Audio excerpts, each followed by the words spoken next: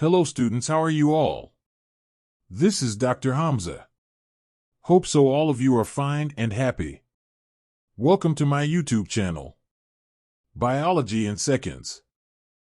अस्सलाम वालेकुम students, this is doctor Hamza Tanzeel और आज हम डिस्कस करने जा रहे हैं अपने टेस्ट 1 को जो हमने कंडक्ट किया था बायोलॉजी इन सेकंड्स के प्लेटफॉर्म के ऊपर और हमने उसके अंदर कंप्लीट फर्स्ट ईयर बायोलॉजी को कवर किया था एमडी कैट के सिलेबस के अकॉर्डिंग।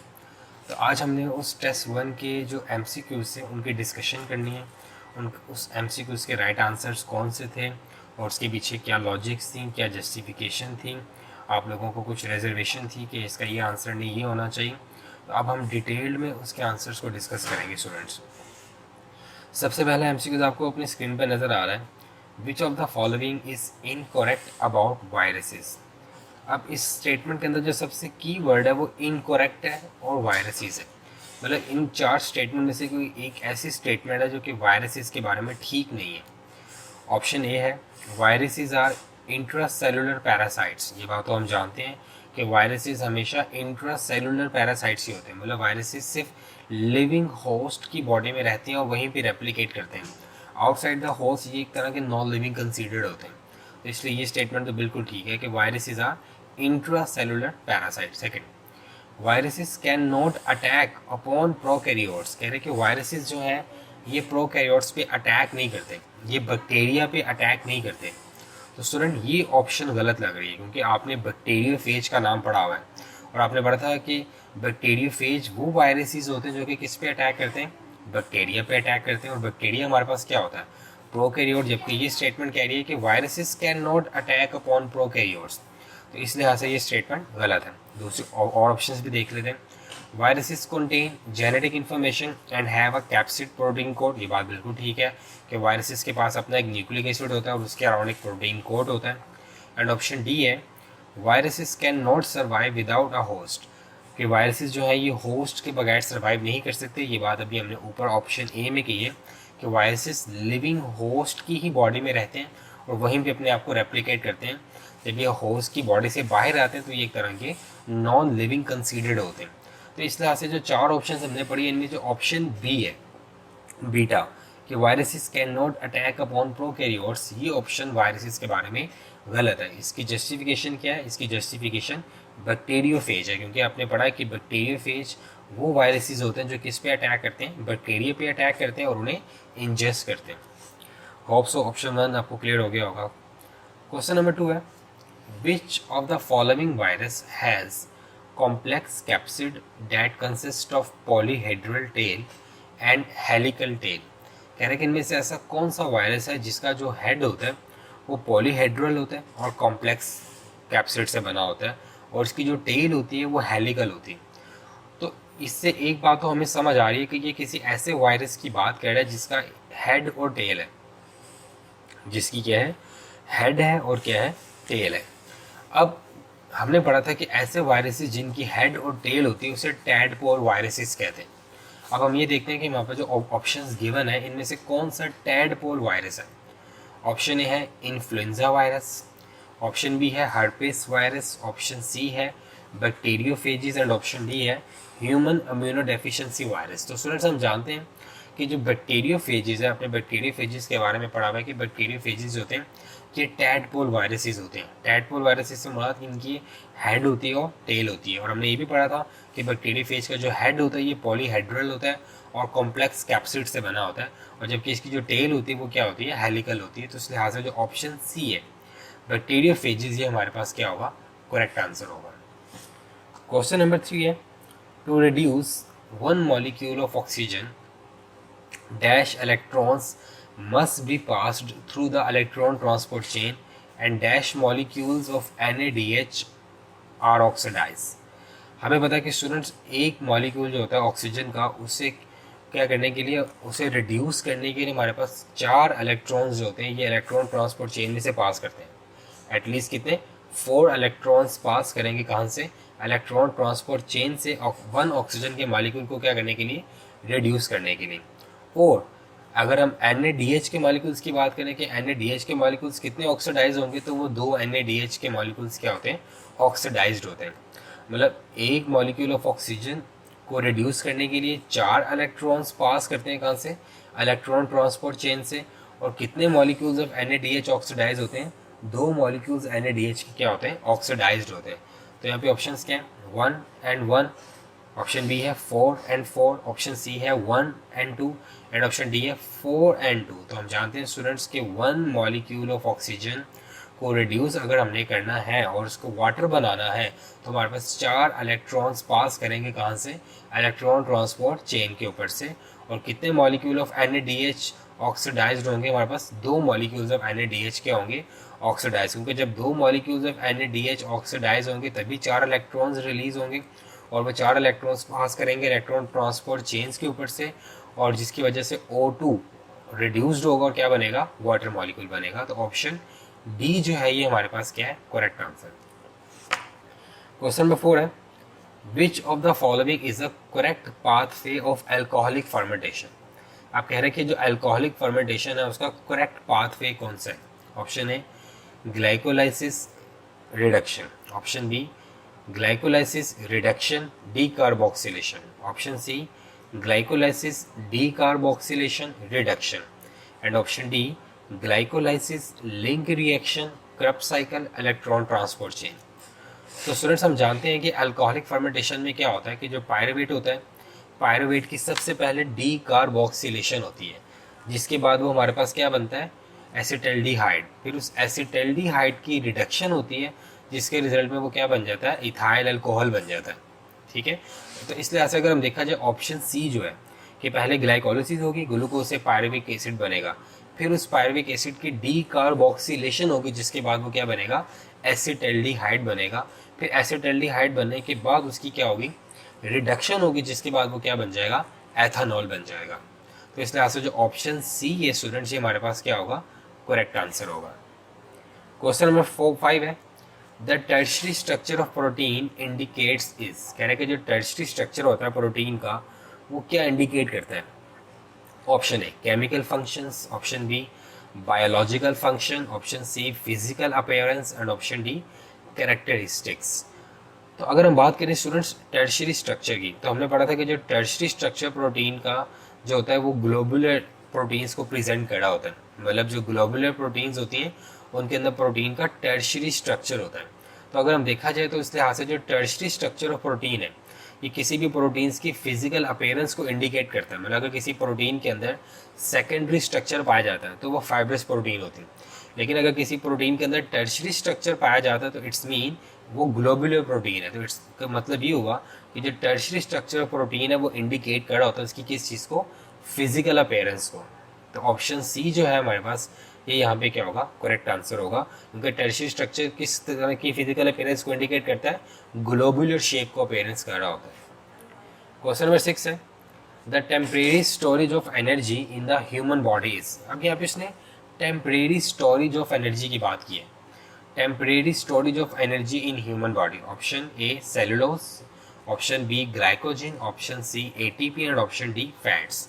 तो स्टूडेंट्स हम जानते हैं कि जो टेम्परेरी एनर्जी स्टोर्ड होती है वो किस फॉर्म में होती है, ग्लाइकोजन की फॉर्म में होती है। क्योंकि जब हमारे पास ग्लूकोज के लेवल क्या होता है, इंक्रीज होता है, तो हमारे पास क्या होता है उसको कन्वर्ट कर दिया जाता है किसके अंदर, ग्लाइकोजन की फॉर्म में, जिसे हम एक एनर्जी रिजर्व बोलते हैं। ग्लाइकोजन को क्या बोला जाता है, एनर्जी रिजर्व। अगर जब बच्चों के आपके माइंड में एटीपी आ रहा है तो स्टूडेंट्स सुन लो, एटीपी एक एनर्जी करेंसी है, वो टेम्परेरी स्टोरेज ऑफ एनर्जी नहीं है। ठीक है, तो जो ग्लाइकोजन होता है ये हमारे पास एक टेम्परेरी स्टोरेज ऑफ एनर्जी, मतलब एनर्जी का रिजर्व होता है। जब हमें कभी एनर्जी रिक्वायर्ड होती है, हमारे ब्लड में अगर ग्लूकोज इनफ ना हो तो हम इसी ग्लाइकोजन को ब्रेक करके क्या बनाते हैं, ग्लूकोज बनाते हैं। देन उस ग्लूकोज की ऑक्सीडेशन करके, रिडक्शन करके थ्रू एरोबिक रेस्पिरेशन हम क्या बनवाते हैं वहाँ से, ATP, carbon dioxide and water. तो जो टेम्परेरी स्टोरेज ऑफ एनर्जी की बात करेंगे तो वो क्या है, glycogen. Option B is correct. Question number 7 है, reducing sugar among the following is. इस पे बहुत से स्टूडेंट्स की रिजर्वेशन थी क्योंकि बाय चांस गलती से जो आपका क्विज था गूगल फॉर्म पे उस पर सुक्रोज लग गया था। अगर हम स्टूडेंट्स बात करें रिड्यूसिंग शुगर, जो इनमें से है जो ऑप्शंस दिए गए उनमें से कौन सी शुगर जो है वो रिड्यूसिंग है। ऑप्शन है galactose, option B gluconic acid, option C glycogen and option D sucrose. तो स्टूडेंट जो सुक्रोज है ये हमारे पास नॉन रिड्यूसिंग शुगर है। ये करेक्ट आंसर नहीं है। अगर यहाँ पे लिखा होता कि non reducing sugar among the following is, तो हमारे पास क्या होता, सुक्रोज होता। लेकिन स्टूडेंट अगर इसने यहाँ पे पूछा कि reducing sugar among the following is, तो अगर हम इनमें से बात करें कि इन 4 ऑप्शन में से जो रिड्यूसिंग शुगर है स्टूडेंट, वो हमारे पास कौन सी है, वो है गैलेक्टोज। गैलेक्टोज शुगर किससे बनी होती है, ग्लूकोज प्लस किससे बनी होती है, लैक्टोज से। तो ग्लूकोज और जो लैक्टोज हम हमारे पास क्या बनाते हैं, ग्लैक्टोज बनाते हैं। और जो ग्लैक्टोज शुगर है ये हमारे पास कौन सी होती है, रिड्यूसिंग शुगर होती है। जितने भी ऑप्शंस आपको दिए गए हैं, ग्लैक्टोज, ग्लूकोनिक एसिड, ग्लाइकोजिन और sucrose. Next student question number 8 है, सेलुलोज इज। हम जानते हैं सेलुलोज जो है ये पॉलीसैकेराइड है। कह रहे हैं कि सेलुलोज क्या है। ऑप्शन ए है hexose polysaccharides, option B heptose polysaccharides, option C है हेट्रोपॉलीसैकेराइड्स एंड ऑप्शन डी है पेंटोस पॉलीसैकेराइड्स। तो स्टूडेंट्स हम जानते हैं कि सेलुलोज जो है it is a polymer of glucose, तो इस लिहाज से तो ये हेक्सोज होगा, ठीक है। और इसके अंदर ग्लूकोज के ही चूंकि सारे के सारे मॉलिक्यूल होते हैं जो कि चेन में जुड़े होते हैं, तो ये हेक्सोज होमोपॉलीसैकेराइड होना चाहिए। तो यहाँ पे जो ऑप्शंस गिवन हैं उनमें जो ऑप्शन ए है हेक्सोस पॉलीसैकेराइड, यहाँ पे हेक्सोस क्यों आया, क्योंकि सेलुलोज के अंदर क्या होता है, ग्लूकोज होता है। हेप्टोस ये तो 5 कार्बन शुगर होती है। पेंटोस की बात करें, पेंटोस 5 कार्बन शुगर होती है, हेप्टोस होती है 7 कार्बन शुगर होती है सॉरी। और हेट्रोपॉलीसैकेराइड जिसके अंदर डिफरेंट शुगर्स के मॉलिक्यूल्स होते हैं। तो जो ऑप्शन ए है हेक्सोस पॉलीसैकेराइड, इसके अंदर क्या होता है, 6 कार्बन शुगर हमारे पास कौन सी होती है, ग्लूकोज होती है। इसकी जो चेन होती है that is cellulose. Question number 9 है, which of the following is the system of elongated sac like structure cisternae or tubes linking the cell surface membrane and the nuclear envelope।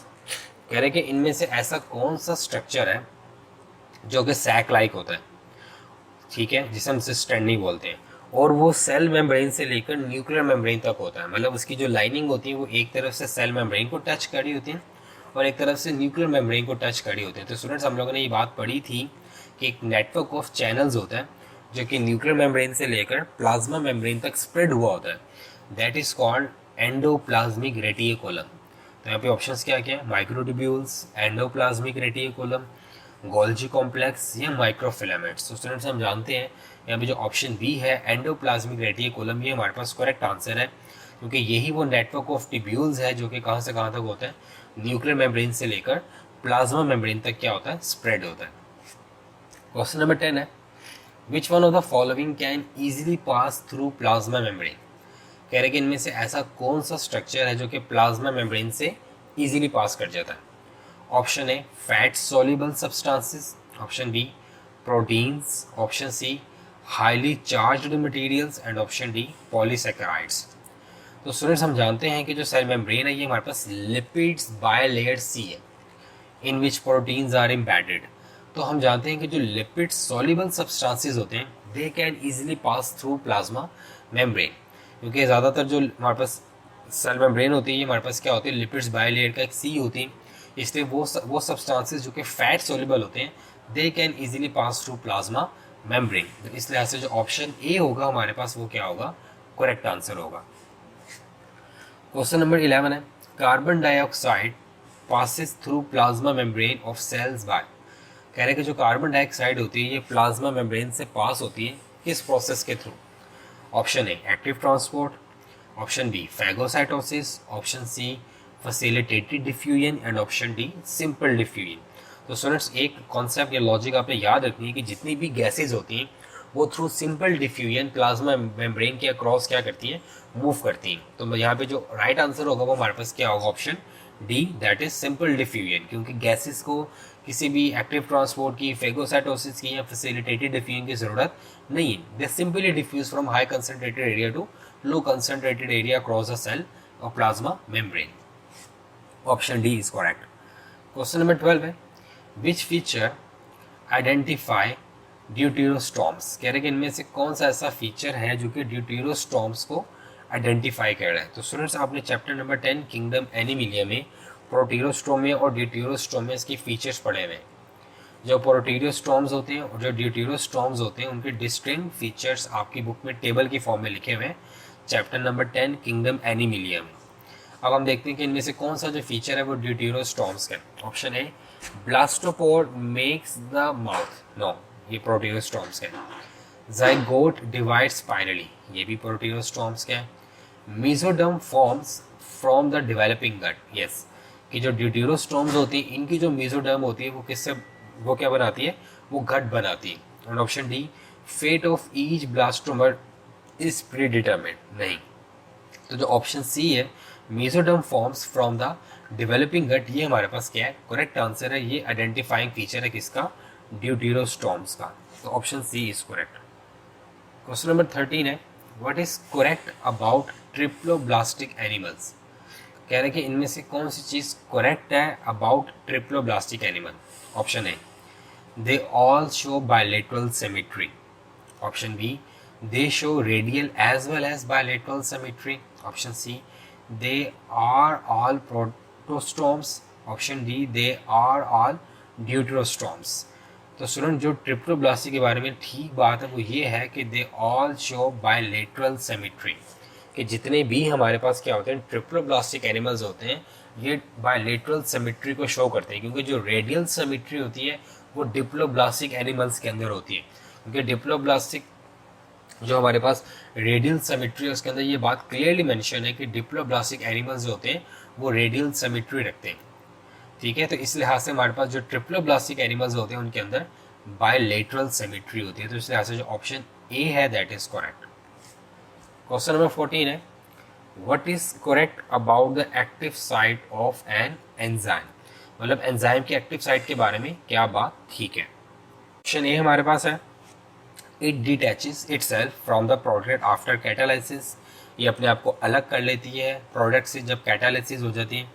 Option B, it is similar in shape of the substrate, नहीं। It is involved in feedback inhibition. And option D है, it is involved in irreversible non competitive inhibition.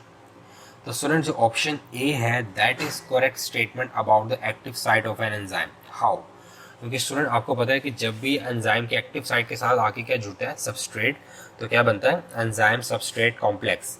And then in the next stage क्या होता है, product बनती है substrate से और फिर वो प्रोडक्ट डी अटैच हो जाती है किससे, एक्टिव साइट से। तो इस लिहाज से जो ऑप्शन ए है, it D attaches itself from the product after catalysis, कि जब प्रोडक्ट बन जाती है, जब कैटालाइसिस का प्रोसेस हो जाता है तो ये अपने आप को डी अटैच कर लेती है उससे एक्टिव साइट। तो option A is correct. Question number 15 है, enzymes have capacity to change the, कह रहे कि जो एंजाइम्स होता है उसके पास एबिलिटी होती है किस चीज़ को बदलने की। Option A, concentration of substrate in the reaction system. Option B, temperature of the reaction system. Option C, pH of the reaction system. And option D, concentration of inhibitors. तो स्टूडेंट्स हम जानते हैं कि एंजाइम इन चारों में से सिर्फ एक चीज़ को बदल सकता है और वो क्या है, concentration of substrate in the reaction system. How, क्योंकि एंजाइम्स इन सबस्ट्रेट को अपने साथ क्या करेगा, बाइंड करेगा और उन्हें प्रोडक्ट में कन्वर्ट करेगा, जिसकी वजह से इनकी जो कैपेसिटी है वो क्या हो जाएगी, चेंज हो जाएगी। इसके अलावा ना टेम्परेचर को एंजाइम चेंज कर सकता है, ना पीएच को चेंज कर सकता है, ना ही कंसंट्रेशन ऑफ इनहिबिटर्स को चेंज कर सकता है। तो एंजाइम जो चीज़ चेंज कर सकता है that is the concentration of substrate by converting them into products.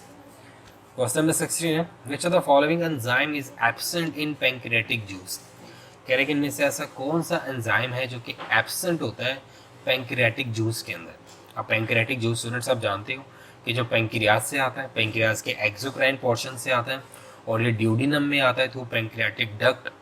और पैंक्रियाटिक जूस में क्या होता है, पैंक्रियाटिक अमाइलेज होता है, लाइपेज होता है और इसके अंदर हमारे पास ट्रिप्सिनोजिन होता है और इसके अंदर डिफरेंट सोडियम बाइकार्बोनेट्स वगैरह होते हैं। अब कह रहे हैं कि इनमें से कौन सा जो एंजाइम है वो पैंक्रियाटिक जूस के अंदर नहीं होता। Option A amylase, option B erepsin, option C lipase and option D trypsin. तो स्टूडेंट्स हम जानते हैं कि जो इरिप्सिन है ये ड्यूडिनम के अगला पोर्शन कौन सा होता है, ज्यूजिनम। ज्यूजिनम में जो इंटेस्टिनल जूस होता है वहाँ से ये रिलीज होता है इरिप्सिन, ये पैंक्रियाटिक जूस के अंदर नहीं होता। तो इस लिहाज से जो ऑप्शन बी है erepsin, this is not the part of pancreatic juice. Question number 17 है, the osmotic pressure of blood is maintain by. कहने कि जो ऑस्मोटिक प्रेशर ऑफ ब्लड है उसे कौन मेंटेन करके रखता है। ऑप्शन है membrane proteins, option B fibrous protein, option C plasma and option D myosin. तो स्टूडेंट्स हम जानते हैं कि जो ऑस्मोटिक प्रेशर ऑफ ब्लड है उसे जो चीज़ मेंटेन करके रखती है वो हमारे पास कौन होती है, एल्ब्यूमिन होती है। मोस्टली 90% तो एल्ब्यूमिन होती है। और हम एल्ब्यूमिन के बारे में जानते हैं कि albumin is a plasma protein. The protein which present into blood plasma is known as plasma protein, जिसके बारे में आपने पढ़ा था immunoglobulin, prothrombin, fibrinogen, albumin, etc. तो जो ऑस्मोटिक प्रेशर ऑफ ब्लड है is maintain by plasma membrane. अब यहाँ पे ऑप्शंस क्या क्या है, membrane protein, fibrous protein, plasma proteins या मायोसिन। तो इस लिहाज से जो ऑप्शन सी है प्लाज्मा प्रोटीन, और मोर स्पेसिफिकली कौन सी plasma protein, albumin is involved in maintain the osmotic pressure of blood. Question number 18 है which one is a contagious disease। कह रहे हैं कि इनमें से ऐसा कौन सी डिजीज है जो कि कंटेजुअस है। कंटेजुअस सब होते हैं जो अछूत की बीमारी होती है, जो किसी शख्स के पास बैठने से आपको हो सकती है, दैट इज कंटेजुअस डिजीज। अब ऑप्शन ए है lungs cancer, no. Asthma, no. Option C है पल्मोनरी टीबी, ट्यूबरक्लोसिस, यस। उनके जो पल्मोनरी ट्यूबरक्लोसिस होता है इसके पेशेंट के उनके लंग्स इफेक्टेड होते हैं, तो ड्यूरिंग ब्रीदिंग या कफिंग उसके जो जर्म्स हैं वो एयर में आते हैं, और अगर कोई पर्सन उसके नियर बाय बैठा होगा तो वो इन्हें इनहेल कर सकता है, जिससे वो भी इन्फेक्टेड हो सकता है। And option D एम्फेसीमा।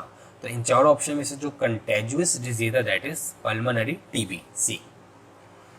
Question number 19 है which cell protect stomach walls by producing mucus. कह रहे कि इनमें से ऐसा कौन सा सेल है जो कि स्टमक की वॉल्स को प्रोटेक्ट करता है बाय प्रोड्यूसिंग म्यूकस। ऑप्शन है mucus cells, option B chief cells, option C zymogen cells, and option D endocrine cells. तो स्टूडेंट्स हम जानते हैं कि जो स्टमक की इनर वॉल्स होती हैं उसके अंदर गैस्ट्रिक ग्लैंड्स के सेल्स होते हैं। अब जो गैस्ट्रिक ग्लैंड्स के सेल्स हैं ये डिफरेंट तरह के हैं, उनमें से एक सेल्स होते हैं जिन्हें बोलते हैं म्यूकस सेल्स, और इन म्यूकस सेल्स का काम क्या सेक्रेट करना होता है, म्यूकस। और ये म्यूकस क्या करता है, ये स्टमक की इनर वॉल्स को कवर कर देता है ताकि जो HCl है, जो पेप्सिन है, ये स्टमक की इनर वॉल्स को डैमेज ना कर सके। So option A mucus cells producing mucus for protect the stomach walls, option A is correct. Question number 20 है which of the following provide resistance against some antibiotics such as beta lactam. कह रहे कि इनमें से कौन सी ऐसी चीज़ है जो कि क्या करेगी, रेजिस्टेंस प्रोवाइड करेगी against some antibiotics such as beta lactam. Option A gram negative cell wall, option B spores, option C slime, and option D capsules. तो स्टूडेंट यहाँ पे एक कॉन्सेप्ट बड़ा अच्छे से मेमोराइज करना है। जो पेरीप्लाज्मिक स्पेस होती है, क्या होती है, पेरीप्लाज्मिक स्पेस। पेरीप्लाज्मिक स्पेस क्या होती है, space between the plasma membrane and cell wall. मतलब सेल वॉल और प्लाज्मा मेम्ब्रेन के दरमियान में एक स्पेस होती है that is called periplasmic space. और ये पेरीप्लाज्मिक स्पेस क्या करती है स्टूडेंट, ये रेजिस्टेंस प्रोवाइड करती है अगेंस्ट सम एंटीबायोटिक्स इन सम बैक्टीरिया। मतलब अब जिन बैक्टीरिया के अंदर पेरीप्लाज्मिक स्पेस एग्जिस्ट करती है उन बैक्टीरिया के अंदर एंटीबायोटिक रेजिस्टेंस होती है।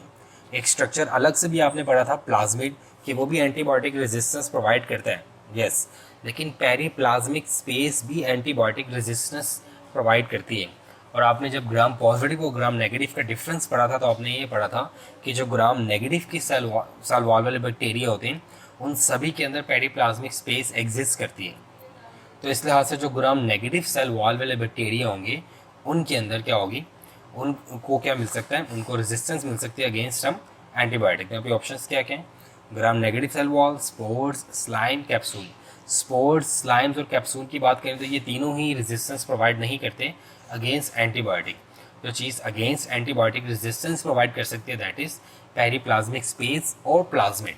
यहाँ पे चूंकि प्लाज्मिड मेंशन नहीं है so the right answer here is gram negative cell wall bacteria, option है। क्वेश्चन नंबर 21 है a very delicate surrounding that may result in death of bacteria if damaged is called. कह रहे कि एक बहुत ही नाजुक सी कवरिंग अगर वो डैमेज हो जाए तो बैक्टीरिया की डेथ भी हो सकती है, वो कौन सी है। Option A capsule, option B flagella, option C cell membrane, and option D cell wall. तो स्टूडेंट ये MCQs बहुत इंपॉर्टेंट है एमडी कैट के लिहाज से। वो जो एक डेलिकेट कवरिंग है अराउंड द बैक्टीरिया जिसके डैमेज होने से बैक्टीरिया की इवन डेथ हो सकती है that is their cell membrane, या इसको प्लाज्मा मेम्ब्रेन भी कहते हैं। क्योंकि प्लाज्मा मेम्ब्रेन जो होती है ये सिलेक्टिव परमिएबल मेम्ब्रेन होती है, ये एक तरह का गेट होता है सेल का। अगर ये गेट डैमेज हो गया तो कोई भी चीज़ सेल के अंदर और बाहर जाने के लिए उसको प्रॉपर किसी भी चीज़ की जो चेकिंग वगैरह नहीं होगी, जिसकी वजह से सेल्स के डैमेज होने के चांसेस क्या होते हैं, ज़्यादा होते हैं। तो cell membrane is a right answer. Question number 22 है, during sterilisation process in order to control pathogens we use dry heat which causes. कह रहा है कि जब हम स्टरलाइजेशन कर रहे होते हैं तो हम स्टरलाइजेशन करने के लिए ड्राई हीट को यूज़ करते हैं। अब वो कहता है ड्राई हीट ऐसा क्या करती है कि जिससे पैथोजेंस कंट्रोल हो जाते हैं। Option A oxidation of bacterial compound, option B coagulation of bacterial proteins, option C separation of the bacteria from their media and option D decrease in bacterial growth. तो स्टूडेंट्स हमने पढ़ा था कि हम दो तरह की हीट यूज़ करते हैं टू कंट्रोल द बैक्टीरिया, एक थी ड्राई हीट और एक थी मॉइस्ट हीट। अगर हम स्टूडेंट ड्राई हीट की बात करें तो हमें पता है कि ड्राई हीट क्या कॉज करती है, ऑक्सीडेशन ऑफ बैक्टीरियल कंपाउंड्स, मतलब ये बैक्टीरियल कंपाउंड्स की ऑक्सीडेशन करती है जिससे बैक्टीरिया डेड हो जाता है। लेकिन अगर हम मॉइस्ट हीट की बात करें, मतलब स्टीम की बात करें, तो मॉइस्ट हीट क्या करती है, ये कोआगुलेशन ऑफ बैक्टीरियल प्रोटीन करवा देती है।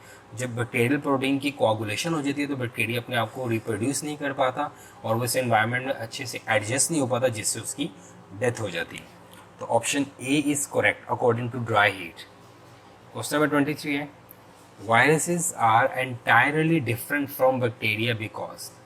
कह रहे कि जो वायरसेस होते हैं ये बैक्टीरिया से मुकम्मल तौर पे डिफरेंट होते हैं, क्योंकि option A they contain either DNA और RNA, option B they contain protein, option C they contain enzymes and option D they are capable to divide within the host body. तो student जो option B, C और D है, ये तीनों properties common है bacteria के अंदर भी और वायरसेस के अंदर भी। लेकिन जो एक ऑप्शन ए है, दे कंटेन आइदर डीएनए और आरएनए, ये बैक्टीरिया में नहीं होती, ये करेक्टरिस्टिक सिर्फ वायरसेस के अंदर होती है, क्योंकि आपने सुना होगा डीएनए वायरसेस भी होते हैं और आरएनए वायरसेस भी होते हैं। तो इसलिए ये जो ऑप्शन है, option A, they contain either DNA और आरएनए, ये जो करेक्टरिस्टिक्स है ये डिफ्रेंशिएट करती है किसको, वायरसेस को, किससे, बैक्टीरिया से। क्वेश्चन नंबर 24 है, viruses usually are limited to specific host because. कह रहे कि जो वायरसेस होते हैं ये यूजुअली क्या होते हैं, लिमिटेड होते हैं टू स्पेसिफिक होस्ट, मतलब इनके होस्ट स्पेसिफिक होते हैं, मतलब ये हर एक पे अटैक नहीं करते, ये स्पेसिफिक होस्ट पे अटैक करते हैं। क्योंकि option A they contain either DNA और RNA, option B they contain proteins, option C they are specific to cell receptors and option D they are capable to divide within the host body. तो students हमारे पास जो option C है, they are specific to cells receptor, क्योंकि जो host की body के ऊपर स्पेसिफिक सेल रिसेप्टर्स होते हैं जो कि इन वायरसेस को रिसीव करते हैं। जैसे कि आपने पढ़ा था HIV जो है, जो कि एड्स कॉज करता है, उसका जो स्पेसिफिक रिसेप्टर है वो CD4 रिसेप्टर है, वो होता है T हेल्पर लिम्फोसाइट्स के ऊपर। अगर हम किसी और सेल्स की बात करें तो HIV किसी और सेल के अंदर अपने आप को एंटर नहीं करवा सकता, क्योंकि किसी और सेल की जो सरफेस है वहाँ पे CD4 रिसेप्टर्स नहीं, क्योंकि वायरसेस के स्पेसिफिक सेल्स रिसेप्टर्स होते हैं, इसीलिए ये क्या होते हैं, लिमिटेड होते हैं किसके, अपने स्पेसिफिक होस्ट के। तो option C is correct. Question number 25 है, which of the following is a typical symptoms of AIDS. कह रहा है कि इनमें से कौन सा ऐसा है जो कि एड्स का टिपिकल सिम्टम है। Option A sudden weight loss, option B active immune function, option C vision impairment and option D Kaposi sarcoma, a rare form of skin cancer. तो स्टूडेंट जो एक टिपिकल सिम्टम उसे बोलते हैं जो कि किसी आम कॉमन शख्स को भी नज़र आ रहा हो कि हाँ यार अगर इसको ये हो रहा है तो इट माइट बी इसको एड्स हो सकता है, वो स्टूडेंट्स हमारी बुक्स के अंदर मेंशन्ड है, that is sudden weight loss. Sudden weight loss के अलावा आपकी journal loss of body immunity, ये चीज़ें जो है ये सारी टिपिकल सिम्टम्स हैं किसके, एड्स के। क्योंकि यहाँ पे एक ही मेंशन है टिपिकल सिम्टम, वो है सडन वेट लॉस, तो इस लिहाज से जो ऑप्शन ए है that is correct answer. Question number 26 है, the hepatitis which is spread through infected faeces. कह रहे कि वो हेपेटाइटिस जो कि इन्फेक्टेड फीसिस के थ्रू स्प्रेड होता है। अब हम इन्फेक्टेड फीसिस की बात कर लें, फीसिस जिन्हें स्टूल्स पास करना भी कहते हैं, जो कि हम अपना वेस्ट हार्ड फॉर्म में इंजेक्ट करते हैं, उन्हें फीसिस कहते हैं, या स्टूल पास करना भी कहते हैं। तो कह रहे कौन सा ऐसा हेपेटाइटिस है जो कि फीसिस के थ्रू स्प्रेड होता है। Option A hepatitis A, option B hepatitis B, option C hepatitis C and option D hepatitis D. तो स्टूडेंट्स हम जानते हैं कि जो हेपेटाइटिस ए है उसे इन्फेक्शियस हेपेटाइटिस बोला जाता है and it is more commonly spread through infected faeces. तो यहाँ पे जो ऑप्शन ए होगा hepatitis A, that is correct answer. Question number 27 है, carbon dioxide enters the leaf through. कह रहे कि जो कार्बन डाइऑक्साइड है ये लीव्स के अंदर मतलब पत्तों के अंदर एंटर होती है किसके थ्रू? ऑप्शन है chloroplast, option B mesophylls, option C thylakoids and option D stomata. तो स्टूडेंट्स हम जानते हैं कि जो स्टोमेटा होते हैं ये ओपनिंग्स होती हैं और इन ओपनिंग्स के थ्रू जो है ट्रांसपायरेशन भी होती है और पौधे गैसियस एक्सचेंज भी कर रहे होते हैं। तो जो मोर अप्रोप्रिएट आंसर होगा कार्बन डाइऑक्साइड का लीफ के अंदर एंटर होने का वो किसके थ्रू होगा? स्टोमेटा के थ्रू होगा। तो जो ऑप्शन डी है stomata, that is correct answer. Question number 28 है, end product of aerobic respiration are. Option A is sugar and oxygen, option B is water and energy, option C is carbon dioxide water and energy and option D is carbon dioxide and energy. तो students हम जानते हैं कि जो aerobic respiration होती है जिसके अंदर कंप्लीट ब्रेकडाउन ऑफ क्या होता है? ग्लूकोज। तो उसके रिजल्ट में क्या बनता है? Carbon dioxide water and ATP. तो इस लिहाज से जो ऑप्शन सी लग रही है हमारे पास carbon dioxide water and energy, this is more appropriate answer. Question number 29 है, which of the following is respiratory fuel. कह रहे कि इनमें से कौन सा रेस्पिरेटरी फ्यूल है? ये चूंकि इसने एक टर्म यूज़ की है रेस्पिरेटरी फ्यूल की, इसका आपको मतलब पता होना चाहिए। रेस्पिरेटरी फ्यूल से क्या मुराद है कि एक ऐसी चीज़ जिससे ड्यूरिंग रेस्पिरेशन ब्रेक करके एनर्जी ली जाती है। अब वो कौन सी चीज़ है जिससे ड्यूरिंग रेस्पिरेशन ब्रेक डाउन किया जाता है और उससे एनर्जी एक्सट्रैक्ट की जाती है, वो हम देखते हैं। ऑप्शन ए है सुक्रोज, ऑप्शन बी है ग्लूकोज एंड ऑप्शन सी है गैलेक्टोज एंड ऑप्शन डी है मैनोज। तो स्टूडेंट्स हम जानते हैं कि जो ग्लूकोज है that is considered a respiratory fuel, क्योंकि ड्यूरिंग एरोबिक रेस्पिरेशन ग्लूकोज को ही कंप्लीट ब्रेक डाउन किया जाता है into carbon dioxide water and energy. तो जो चीज़ जिसकी ब्रेक डाउन करके एनर्जी एक्सट्रैक्ट की जाती है during respiration that is glucose, option B. Question number 30 है, which one of the following is a polymer of alpha D glucose. कह रहे कि इनमें से ऐसा कौन सा है जो कि पॉलीमर है किसका? अल्फा डी ग्लूकोज का। Option A cellulose, option B glycogen, option C insulin and option D chitin.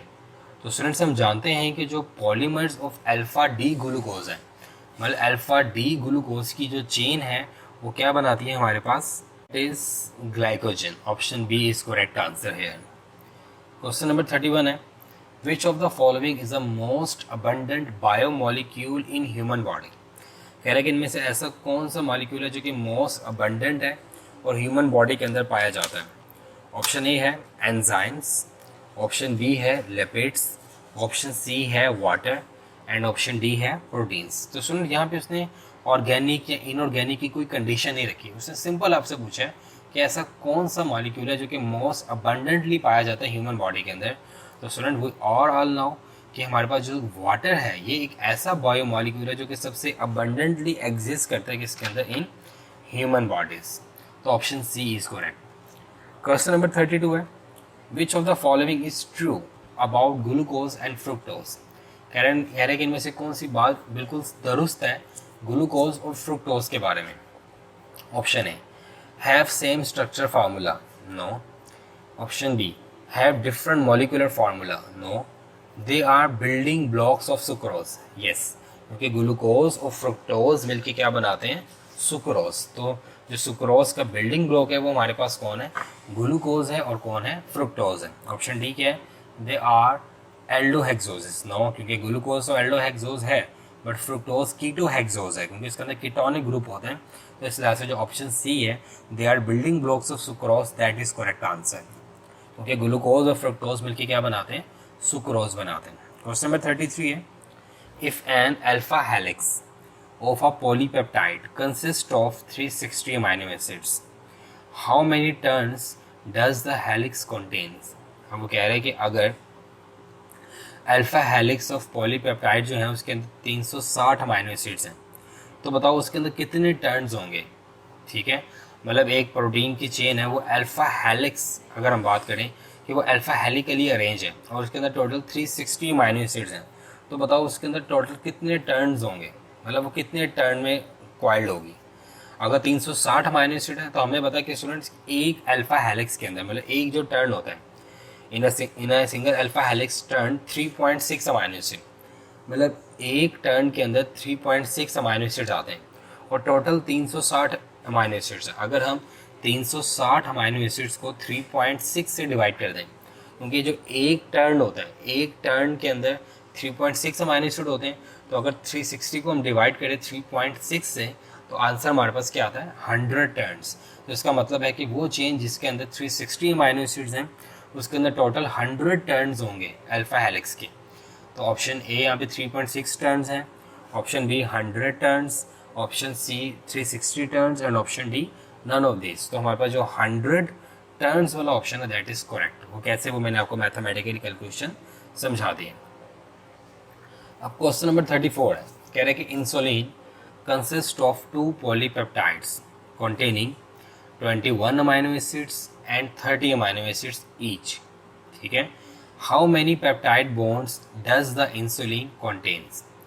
कह रहे कि इंसुलिन की हमारे पास दो चेन्स हैं, अल्फा और बीटा चेन। अल्फा के अंदर 21 अमाइनो एसिड्स हैं और बीटा के अंदर 30 अमाइनो एसिड्स हैं। तो बताओ टोटल पेप्टाइड बॉन्ड्स कितने होंगे इस इंसुलिन के अंदर। तो स्टूडेंट्स हम जानते हैं कि अगर अल्फा चेन के अंदर 21 अमाइनो एसिड्स हैं तो हमें पता है कि 21 अगर अमाइनो एसिड्स होंगे तो 20 पेप्टाइड बॉन्ड्स बनेंगे, क्योंकि पेप्टाइड बॉन्ड एक कम होता है जितने नंबर ऑफ अमाइनो एसिड्स होते हैं। और बीटा चेन के अंदर टोटल कितने हैं 30 अमाइनो एसिड्स हैं, तो कितने होंगे हमारे पास, कितने होंगे पेप्टाइड बॉन्ड 29 पेप्टाइड बॉन्ड्स होंगे। तो अगर हम प्लस करें 20 + 29 तो टोटल आंसर क्या आएगा स्टूडेंट्स 49। तो टोटल जो पेप्टाइड बॉन्ड्स बनेंगे वो 49। स्टूडेंट यहाँ पे गलती क्या करते हैं, वो ये समझते हैं कि इंसुलिन के अंदर टोटल तो 51 अमाइनो एसिड्स हैं तो 50 पेप्टाइड बॉन्ड बन जाएंगे। लेकिन स्टूडेंट यहाँ पे उसने चेन्स के अकॉर्डिंग पूछा है कि अल्फा चेन के अंदर इतने हैं, बीटा चेन के अंदर इतने। तो आपने अल्फा चेन के अलग पॉलीपेप्टाइड बॉन्ड्स को गिनना है और बीटा चेन के पॉलीपेप्टाइड्स को अलग काउंट करना है। जब आप इन दोनों को अलग अलग काउंट करोगे तो आपको समझ आ जाएगा कि अगर इनको प्लस करेंगे तो the right answer is 49, option C. Question number 35 है, when alpha glucose is condensed with beta fructose. कह रहे हैं कि जब अल्फा ग्लूकोज को क्या किया जाए, कंडेंस किया जाए with beta fructose, which of the following can produce. तो क्या चीज़ प्रोड्यूस होगी। Option A maltose, option B lactose, option C water and option D peptide bond. तो स्टूडेंट्स हम पता है कि जब भी हम ग्लूकोज और फ्रुक्टोज को आपस में कंडेंस करवाते हैं तो सुक्रोज बनता है और इस कंडेंसेशन रिएक्शन के अंदर क्या लॉस होता है, वाटर प्रोड्यूस होता है। तो यहाँ पे चूंकि सुक्रोज तो मेंशन नहीं है तो इसलिए यहाँ पे जो राइट आंसर होगा वो ऑप्शन क्या होगा, C, that is water. Question number 36 है, what is incorrect about plasma membrane. कह रहे हैं कि ऐसी कौन सी चीज़ है जो कि प्लाज्मा मेम्ब्रेन के बारे में ठीक नहीं है। Option A, they are involve in maintaining gradient between different compartments. Yes, कि ये सेल्स और एनवायरनमेंट के दरमियान में ग्रेडियंट क्रिएट कर रही है। Option B, they are involve in cell communication. Yes. Option C, they are involve in exchange of material. Yes. And option D, they initiate nuclear division. No, plasma membrane कभी भी nuclear division को initiate नहीं करवाती। ठीक है, तो इस लिहाज से जो ऑप्शन डी है that is incorrect about plasma membrane. Question number 37 है, What is the difference between facilitated transport and passive transport? कह रहा है कि facilitated transport में और passive transport में main difference क्या है। ऑप्शन है, all facilitated transport is passive, yes.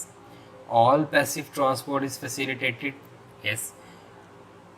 Facilitated transport required membrane proteins, option D, passive transport is active। तो स्टूडेंट्स अगर हम देखा जाए कि पैसिव ट्रांसपोर्ट में और फैसिलिटेटेड ट्रांसपोर्ट में क्या फ़र्क है, दोनों होती पैसिव ट्रांसपोर्ट ही, फैसिलिटेटेड ट्रांसपोर्ट भी पैसिव ही है। बट एक फ़र्क ये है कि जो सिंपल पैसिव ट्रांसपोर्ट होती है वो हाई कंसनट्रेशन से लोअर कंसनट्रेशन होती है, उसे किसी मीडियम की ज़रूरत नहीं होती। लेकिन जो फैसिलिटेटेड ट्रांसपोर्ट होती है ये भी high concentration to lower concentration होती है, but they required membrane proteins. इसलिए फैसिलिटेटेड ट्रांसपोर्ट पैसिव ट्रांसपोर्ट से डिफरेंस सिर्फ इस सेंस में है कि दे रिक्वायर मेम्ब्रेन प्रोटीन्स। तो यहाँ पे जो ऑप्शन सी होगा that is correct answer. Question number 38 है, lysosomes originate from which cell organelle. कह रहे हैं कि जो लाइसोसोम्स हैं ये किस सेल्स ऑर्गेनेली से ओरिजिनेट होते हैं।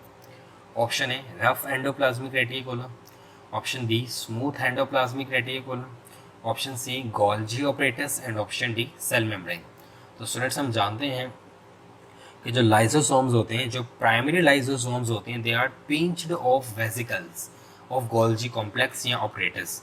तो इस लिहाज से जो लाइसोसोम्स होंगे ये ओरिजिनेट किस ऑर्गेनेली से होंगे, गोल्जी ऑपरेटस से होंगे। क्वेश्चन नंबर 39 है, which of these cell organelles are involve in the synthesis of new plant cell wall.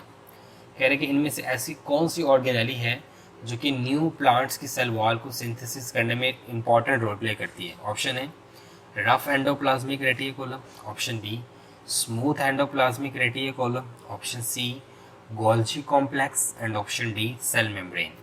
तो स्टूडेंट्स हम जानते हैं कि जो न्यू प्लांट सेल वॉल की सिंथेसिस करती है वो हमारे पास कौन होता है, गोल्जी कॉम्प्लेक्स होता है, ऑप्शन सी। तो ऑप्शन सी की अगर हम बात करें गोल्जी कॉम्प्लेक्स की, तो गोल्जी कॉम्प्लेक्स ही हमारे पास इन्वॉल्व होता है किस चीज़ के अंदर, न्यू प्लांट सेल वॉल की सिंथेसिस के अंदर। क्वेश्चन नंबर 40 है, the protoplast of plant cells does not include. कह रहे हैं कि जो प्रोटोप्लास्ट होता है प्लांट सेल का उसमें क्या नहीं होता। तो स्टूडेंट ये दो टर्म्स मैं अभी बताने लगा, उनको बड़े ध्यान से सुनना है। एक टर्म होती है प्रोटोप्लाज्म और एक टर्म होती है प्रोटोप्लास्ट। प्रोटोप्लाज्म क्या होता है, साइटोप्लाज्म प्लस न्यूक्लियस, इन्हें क्या कहा जाता है, प्रोटोप्लाज्म। साइटोप्लाज्म प्लस न्यूक्लियस क्या कहा जाता है इसे, प्रोटोप्लाज्म। जबकि प्रोटोप्लास्ट की बात करें तो ये क्या होता है, cell membrane and everything which include, जो उसके अंदर इंक्लूड है उसे बोलते हैं प्रोटोप्लास्ट। मतलब सेल मेम्ब्रेन, साइटोप्लाज्म और न्यूक्लियस कोलेक्टिवली कॉल्ड प्रोटोप्लास्ट। और अगर सेल मेम्ब्रेन को निकाल दो तो क्या बचेगा, साइटोप्लाज्म और nucleus, that is called protoplast. तो प्रोटोप्लास्ट में क्या नहीं होगा, इन सब में सेल वॉल नहीं होगी डेफिनेटली, क्योंकि सेल वॉल तो बाहर है। सेल मेम्ब्रेन भी होती है, वैक्यूल भी होता है, न्यूक्लियस भी होता है, लेकिन क्या नहीं होता, सेल वॉल नहीं होती प्रोटोप्लास्ट के अंदर। Option A is correct. Question number 41 है, in a eukaryotic cell where are the proteins for electron transport chain located. कह रहे कि यूकैरियोटिक सेल के अंदर इलेक्ट्रॉन ट्रांसपोर्ट जो चेन होती है उसकी प्रोटीन्स कहाँ लोकेटेड होती हैं। Option A smooth endoplasmic reticulum, option B rough endoplasmic reticulum, option C mitochondria and option D cell membrane. तो स्टूडेंट्स हम जानते हैं कि यूकैरियोटिक सेल के अंदर जो इलेक्ट्रॉन ट्रांसपोर्ट चेन है ड्यूरिंग एरोबिक रेस्पिरेशन वो कहाँ होती है, वो माइटोकॉन्ड्रिया के अंदर होती है। अब चूंकि वो अगर माइटोकॉन्ड्रिया के अंदर इलेक्ट्रॉन ट्रांसपोर्ट चेन लोकेटेड है, ट्रांसपोर्ट चेन एग्जीक्यूट हो रही है, तो इसका मतलब है कि उसकी जो रेलिवेंट प्रोटीन्स होंगी वो भी सारी वहीं पे अवेलेबल होंगी। तो इस लिहाज से जो ऑप्शन सी होगा माइटोकॉन्ड्रिया, ये हमारे पास क्या होगा, करेक्ट आंसर होगा। क्योंकि बाकी जो तीन ऑप्शन है उनमें से किसी के अंदर भी इलेक्ट्रॉन ट्रांसपोर्ट चेन प्रोसीड नहीं होती। तो इस लिहाज से जो माइटोकॉन्ड्रिया ऑप्शन है that is most relevant and correct answer. Question number 42 है, Saccoglossus belong to which group of invertebrates. कह रहे कि जो सैकोग्लोसस है ये किस ग्रुप से बिलोंग करता है, इनवर्टिब्रेट्स के। Option A Porifera, option B Cnidaria, option C Echinodermata and option D Hemichordata. तो स्टूडेंट्स हम जानते हैं कि जो ऑप्शन डी है हेमिकॉर्डेट्स, हेमिकॉर्डेट्स ये हमारे पास एक ग्रुप ऑफ इनवर्टिब्रेट्स है जिससे कौन बिलोंग करता है, सैकोग्लोसस। क्वेश्चन नंबर 43 है, the rate of an enzyme catalysed reaction. कह रहे कि जो हमारे पास रेट ऑफ एंजाइम्स है कैटालाइज्ड रिएक्शन का, option A can be reduced by inhibitor, can not be measured, it's constant under all condition, has no relation with substrate concentration. तो students हम जानते हैं कि जो एंजाइम्स का कैटालाइज्ड रिएक्शन है उसको रिड्यूस्ड किया जा सकता है बाय यूजिंग क्या, इनहिबिटर। हम इसे मेजर भी कर सकते हैं, ये ऊपर नीचे भी होता है, मतलब ये कांस्टेंट नहीं रहता, और इसका सबस्ट्रेट के साथ रिलेशन भी होता है। लेकिन जो सबसे मोस्ट अप्रोप्रिएट स्टेटमेंट है एंजाइम कैटालाइज्ड रिएक्शन के बारे में वो ये है कि इसको रिड्यूस्ड किया जा सकता है बाय यूजिंग क्या, इनहिबिटर। तो ऑप्शन ए जो है ये हमारे पास मोस्ट अप्रोप्रिएट और रेलेवेंट आंसर है। क्वेश्चन नंबर 44 है, what is mean by enzyme denaturation. कह रहे हैं कि एंजाइम डीनेचरेशन का मतलब क्या है। Option A, an enzymes begin to catalyse reverse reaction. Option B, and the enzyme loses its three-dimensional structure. Option C, enzyme stops its activity temporarily. And option D, enzymes became apoenzymes. So students हम जानते हैं कि enzymes denaturation का मतलब है कि enzymes ने अपना थ्री डायमेंशनल स्ट्रक्चर क्या कर दिया, लॉस कर दिया। enzymes ने अपना ग्लोबुलर स्ट्रक्चर लॉस कर दिया। जब भी एंजाइम अपना ग्लोबुलर स्ट्रक्चर लॉस करते हैं तो वी सेड दैट के एंजाइम्स बिकेम डीनेचर्ड। तो इस लिहाज से जो ऑप्शन बी है ये हमारे पास क्या होगा, करेक्ट आंसर। क्वेश्चन नंबर 45 है, the salivary glands are present in. कह रहे हैं कि जो स्लाइवरी ग्लैंड्स होते हैं ये कहाँ मौजूद होते हैं। Option A stomach, option B pharynx, option C buccal cavity and option D pancreas. तो स्टूडेंट्स हम जानते हैं कि salivary glands are present in oral cavity, और ओरल कैविटी को बक्कल कैविटी भी कहा जाता है, ठीक है। तो इस लिहाज से जो हमारे पास ऑप्शन सी है buccal cavity, that is correct answer. Question number 46 है, hunger contractions are of which type. कह रहे कि जो हंगर कॉन्ट्रैक्शंस होती हैं, जो भूख का एहसास होता है, वो किस तरह की कॉन्ट्रैक्शंस होती हैं। Option A anti peristalsis, option B peristalsis, option C voluntary and option D involuntary. तो स्टूडेंट्स हम जानते हैं कि जो हंगर कॉन्ट्रैक्शंस होती हैं ये हमारे पास क्या होती हैं, पेरिस्टालसिस होती हैं। पेरिस्टालसिस कॉन्ट्रैक्शन जो कि हमारे पूरे एलिमेंट्री कैनाल में होती हैं, उसी की वजह से हमें हंगर पैंग ज़्यादा होते हैं जब हमारी पेरिस्टालसिस मूवमेंट्स क्या हो जाती हैं, ज़्यादा हो जाती हैं। तो इस लिहाज से जो ऑप्शन बी है that is correct answer, peristalsis. Question number 47 है, exceptionally the positive hydrostatic pressure generated by root pressure is about how many kilopascal. कह रहे हैं कि जो एक्सेप्शनली हाइड्रोस्टैटिक प्रेशर है जो कि जनरेट किया जाता है बाय रूट्स, वो कितना है। 600 kilo pascal, 700 kilo pascal, 800 kilo pascal या 900 किलो पास्कल। स्टूडेंट्स हमने एसेंट ऑफ सैप के बारे में पढ़ा था कि डिफरेंट थ्योरीज हैं जो कि सपोर्ट करती हैं एसेंट ऑफ सैप को। कोहेरेंट टेंशन थ्योरी है, रूट प्रेशर है, इनवाइब्रेशन है। तो स्टूडेंट्स हमारे पास जो रूट प्रेशर थ्योरी है उसका एक हाइपोथेसिस है, तो उसके मुताबिक जो हाइड्रोस्टैटिक प्रेशर एक्सेप्शनली जनरेट होता है रूट प्रेशर से, वो कितना होता है, 800 किलो पास्कल होता है। Option C is correct. Question number 48 है, the movement of water molecule from a region of higher water potential to region of lower water potential. Option A active transport, B osmosis, C diffusion, D photosynthesis. तो students आपने एक बात याद रखनी है कि जब भी वाटर मॉलिक्यूल्स की बात आएगी तो उसके लिए जो एक रेलिवेंट टर्म यूज़ होती है दैट इज़ ऑस्मोसिस। अब यहाँ पे चीज़ मूव कर रही है from high concentration to lower concentration, आप इसे डिफ्यूजन भी कह सकते हो, बट चूंकि यहाँ पे उसने स्पेसिफिकली वाटर को मेंशन किया है, so your correct answer is osmosis, option B. Question number 49 है, the percentage of carbon dioxide carried as carboxyhaemoglobin is. कह रहे कि जो कार्बन डाइऑक्साइड की कितनी परसेंटेज एज कार्बोक्सी हीमोग्लोबिन क्या करती है, ट्रांसपोर्ट करती है from tissues to lungs. Option A 10, option B 15, option C 20 and option D 25। तो स्टूडेंट्स हम जानते हैं कि 20% जो कार्बन डाइऑक्साइड है it transport as carboxyhaemoglobin from tissues to lungs. Question number 50 है, which of the following provide resistance against high temperature. कह रहे हैं इनमें से ऐसा कौन सा स्ट्रक्चर है जो कि रेजिस्टेंस प्रोवाइड करेगा against high temperature. Option A cyst, option B spores, option C cell wall and option D capsule. तो स्टूडेंट्स हम जानते हैं कि स्पोर्स और सिस्ट ये दो रेजिस्टिंग स्ट्रक्चर हैं बैक्टीरिया के अंदर, बट जो सिस्ट होती है ये हाई टेम्परेचर को रेजिस्ट नहीं कर सकती, लेकिन जो स्पोर्स होते हैं ये हाई टेम्परेचर को रेजिस्ट कर लेते हैं। तो इस लिहाज से जो ऑप्शन बी है स्पोर्स, ये हमारे पास क्या होगा, करेक्ट आंसर होगा। क्वेश्चन नंबर 51 है, photosynthetic bacteria have the ability to release. कह रहे हैं कि जो फोटोसिंथेटिक बैक्टीरिया होते हैं उनके अंदर एबिलिटी होती है रिलीज करने की। Option A sulphur, option B oxygen, option C hydrogen and option D carbon dioxide. तो स्टूडेंट्स हम जानते हैं कि जो फोटोसिंथेटिक बैक्टीरिया होते हैं उनके पास एबिलिटी होती है क्या रिलीज करने की, सल्फर, ऑप्शन ए। अगर स्टूडेंट यहाँ पे साइनोबैक्टीरिया का वर्ड मेंशन हो, साइनोबैक्टीरिया, तब आपका जो राइट आंसर होगा वो ऑक्सीजन होगा, ऑप्शन बी। लेकिन यहाँ पे उसने सिंपल फोटोसिंथेटिक बैक्टीरिया के बारे में बात की है।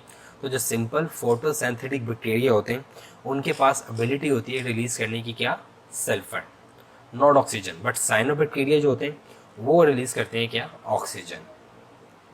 क्वेश्चन नंबर 52 है, अ पेरीप्लाज्मिक स्पेस इज, मैं आपको ऊपर बता भी रहा था पेरीप्लाज्मिक स्पेस के बारे में। पेरीप्लाज्मिक स्पेस क्या होती है? Option A the space between outer membrane and peptidoglycan layer of cell wall. Option B the space between cell membrane and cell wall. Option C the space within the cell. And option D the space between phospholipid bilayer. तो students हम जानते हैं कि periplasmic space is the space between cell membrane and cell wall. Cell membrane और cell wall के बीच में जो एक स्पेस है that space is called periplasmic space. Option B is correct. Question number 53 है, reverse transcriptase of HIV is used in. कह रहे कि HIV के अंदर जो रिवर्स ट्रांसक्रिप्टेज एंजाइम है वो क्या करने में इस्तेमाल होता है? हमें जहाँ पता है स्टूडेंट्स कि जो रिवर्स ट्रांसक्रिप्टेज है ये कन्वर्ट करता है किसको, वायरल RNA को इसके अंदर वायरल DNA के अंदर। तो यहाँ पे ऑप्शंस क्या हैं, conversion of viral RNA into viral DNA। Option B conversion of viral RNA into host DNA। Option C conversion of viral DNA into viral RNA। And option D conversion of host DNA into viral DNA। तो students हम जानते हैं कि जो reverse transcriptase है they convert viral RNA into viral DNA। Option A is correct. Viruses are able to recognize the host surface by means of their, option A capsids, option B spikes, option C DNA and option D RNA। तो students हम जानते हैं कि जो viruses होते हैं ये host की सरफेस को रिकॉग्नाइज करते हैं बाय स्पेशलाइज प्रोटीन, जिसे स्पाइक्स प्रोटीन कहा जाता है जिसको सिंपल फॉर्म में एस प्रोटीन्स भी कहा जाता है। तो इस लिहाज से जो ऑप्शन यहाँ पे ए है स्पाइक्स, उसे हम क्या कहेंगे, करेक्ट आंसर है। तो स्टूडेंट्स जो हमारे पास वायरसेस होस्ट सरफेस को रिकॉग्नाइज करते हैं वो किसके थ्रू खड़े होते हैं, स्पाइक्स के थ्रू खड़े होते हैं। क्वेश्चन नंबर 55 है, human immuno deficiency virus is. कह रहे कि जो ह्यूमन इम्यूनो डेफिशिएंसी वायरस है वो क्या है? ऑप्शन है an RNA enveloped virus, option B DNA enveloped virus, option C RNA non enveloped virus and option D and DNA non enveloped virus. तो स्टूडेंट्स हम जानते हैं कि जो HIV होता है ये हमारे पास क्या होता है, RNA इन्वेलप्ड वायरस। तो option A is correct. Question number 56 है, in aerobic respiration chemiosmosis occur during. Aerobic respiration की बात की है उसने, और कीमियोस्मोसिस एक ऐसा प्रोसेस है जिसके अंदर ATP की फॉर्मेशन होती है। तो एरोबिक रेस्पिरेशन में कीमियोस्मोसिस कब होती है? ऑप्शन यहाँ पे क्या क्या, electron transport chain, photophosphorylation, glycolysis या क्रब साइकिल्स। तो स्टूडेंट्स हम जानते हैं कि एरोबिक रेस्पिरेशन में कीमियोस्मोसिस होती है ड्यूरिंग इलेक्ट्रॉन ट्रांसपोर्ट चेन। तो जो ऑप्शन ए है that is correct answer. Question number 57 है, 1 ATP molecules contain 1% of total energy of glucose. In anaerobic respiration, how much energy of glucose is released as ATP? तो students हम जानते हैं कि जो एनाएरोबिक रिएक्शन होता है उसके अंदर टोटल 2% एनर्जी क्या होती है, रिलीज होती है एज क्या, ATP। क्योंकि एनाएरोबिक रेस्पिरेशन के अंदर सिर्फ ग्लाइकोलाइसिस का प्रोसेस होता है और ग्लाइकोलाइसिस के प्रोसेस के अंदर जो नेट ATP होते हैं वो 2 ही होते हैं, इसलिए 2% एनर्जी रिलीज होती है एज क्या, ATP। Option B is correct. Question number 58 है, which of the following is the final electron accepted in respiratory electron transport chain. कह रहे कि इनमें से कौन सा जो है वो फाइनल इलेक्ट्रॉन एक्सेप्टर है इलेक्ट्रॉन ट्रांसपोर्ट चेन में? Option A NADP, option B molecular oxygen, option C photosystem 1 and option D photosystem 2। तो स्टूडेंट्स हम जानते हैं कि इलेक्ट्रॉन ट्रांसपोर्ट चेन के अंदर जो फाइनल रिसेप्टर होता है वो मोलिकुलर ऑक्सीजन होता है, जो कि उसको रिसीव करता है और किस में कन्वर्ट हो जाता है, वाटर के अंदर। तो इस लिहाज से जो ऑप्शन बी है ये हमारे पास क्या होगा, करेक्ट आंसर होगा। क्वेश्चन नंबर 59 है, which of the following is milk sugar. कह रहे कि इनमें से कौन सी ऐसी शुगर है जो कि मिल्क शुगर है? Option A sucrose, option B lactose, option C maltose and option D starch. तो स्टूडेंट्स हम जानते हैं कि जो लैक्टोज है this is considered a milk sugar option B is correct. Question number 60 है, when two amino acids such as glycine and alanine are variously arranged to make dipeptides, how many different dipeptides combination can be produced? कह रहे कि अगर आपको glycine और alanine दो amino acids दिए जाएं और उनको डिफरेंट तरीके से आपने आपस में जोड़ना है, तो बताओ कितने डाइपेप्टाइड बॉन्ड्स आप बनाओगे।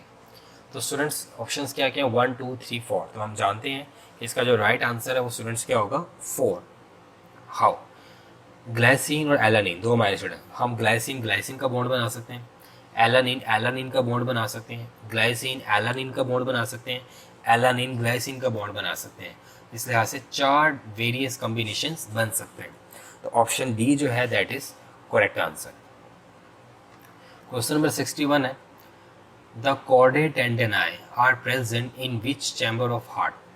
कह रहे कि जो कॉर्डे टेंडेनाई है ये हार्ट के किस चैम्बर में होते हैं?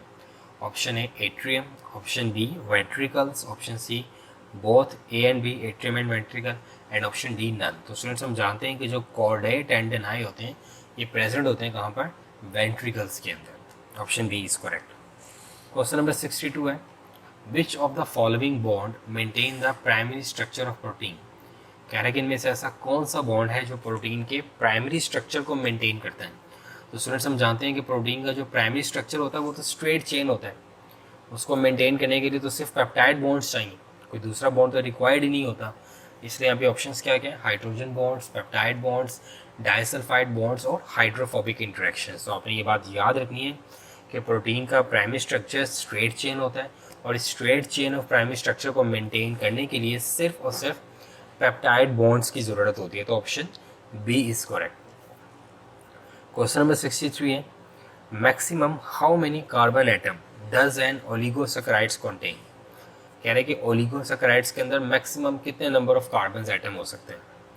अब स्टूडेंट उसने नंबर ऑफ शुगर्स के बारे में नहीं पूछा, उसने कार्बन एटम्स के बारे में पूछा है। तो कार्बन एटम्स तो बहुत ज़्यादा हो सकते हैं, मैनी थाउजेंड्स हो सकते हैं। तो ऑप्शन ए 3 7 10 ये मैनी थाउजेंड्स, तो हम उसको मैनी थाउजेंड्स कंसीडर करेंगे क्योंकि उसने नंबर ऑफ कार्बन एटम्स के बारे में पूछा है। क्वेश्चन नंबर 64 है, which cell organelle is incorrectly matched with its function? कह रहा है कि कौन सा ऐसा सेल ऑर्गेनेली है जो कि मिस मैच्ड है?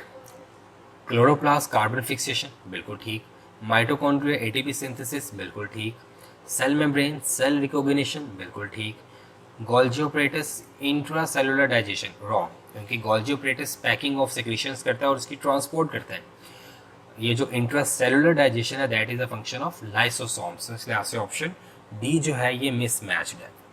क्वेश्चन नंबर 65 है, which interactions are responsible for the formation of lipid bilayer in the watery environment of the body? कह रहा है ऐसी कौन सी इंटरेक्शन है जो कि लिपिड्स बाइलेयर स्ट्रक्चर को मेंटेन करके रखती है वाटरी इन्वायरमेंट के अंदर? ऑप्शन है hydrophobic interactions between fatty acids tails, option B hydrophobic interactions between phosphate heads, option C hydrophobic interactions between fatty acids tails, and option D hydrogen bonding between fatty acids tails. तो students हम जानते हैं कि जो cell membrane होता है उसके अंदर चूंकि फॉस्फोलिपिड्स होते हैं, उसका जो हेड होता है वो हाइड्रोफिलिक होता है, टेल इसकी हाइड्रोफोबिक होती है और टेल्स दोनों एक दूसरे के टूवर्ड्स होती हैं ऊपर नीचे, इसलिए जो hydrophobic interactions between fatty acids tails है ये इसके स्ट्रक्चर को मेंटेन करके रखती है इन द वाटर इन्वायरमेंट। तो option A is correct. Question number 66 है, which of the following is true about cnidarians? कह रहे कि इनमें से कौन सी ऐसी बात है जो कि नाइडेरियंस के बारे में ट्रू है? Option A they are deuterostomic animals, option B they are triploblastic animals, option C they are protostomous animals, and option D they are diploblastic animals. तो स्टूडेंट्स हम जानते हैं नाइडेरिया के बारे में कि ये हमारे पास क्या होते हैं, डिप्लोब्लास्टिक एनिमल्स होते हैं। तो हमारे पास जो ऑप्शन डी है that is correct option.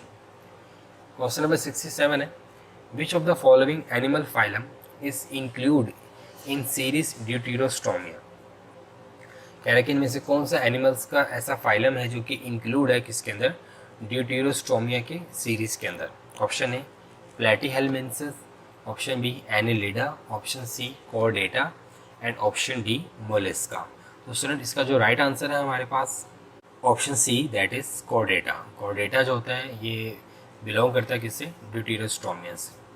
Question number 68 है, which of the following invertebrate phylum consist of most abundant species on planet Earth. कह रहे कि इनमें से ऐसा कौन सा इनवर्टिब्रेट फाइलम है जिसके अंदर सबसे ज़्यादा स्पीशीज होती हैं? Option A Porifera, Cnidaria, arthropoda, ये मोलस्का। तो स्टूडेंट्स हम जानते हैं कि जो आर्थ्रोपोडा फाइलम है ये एक ऐसा इनवर्टिब्रेट फाइलम है जिसकी सबसे ज़्यादा स्पीशीज पाई जाती है ऑन द प्लैनेट ऑफ क्या?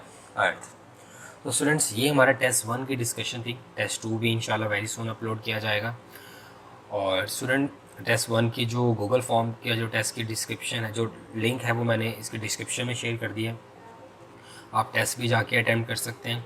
और स्टूडेंट्स आप लोगों ने कोई भी लेक्चर, किसी भी लेक्चर के रिलेटेड कोई भी वीडियो आपको रिक्वायर्ड है तो आपको इसी चैनल की प्लेलिस्ट MD-CAT बायोलॉजी में से मिल जाएगी। आप लोगों को कोई भी क्वेरी है, कोई भी क्वेश्चन है रिलेटेड बायोलॉजी तो आप पूछ सकते हैं। अपना ख्याल रखिएगा, तब तक के लिए अल्लाह हाफिज़।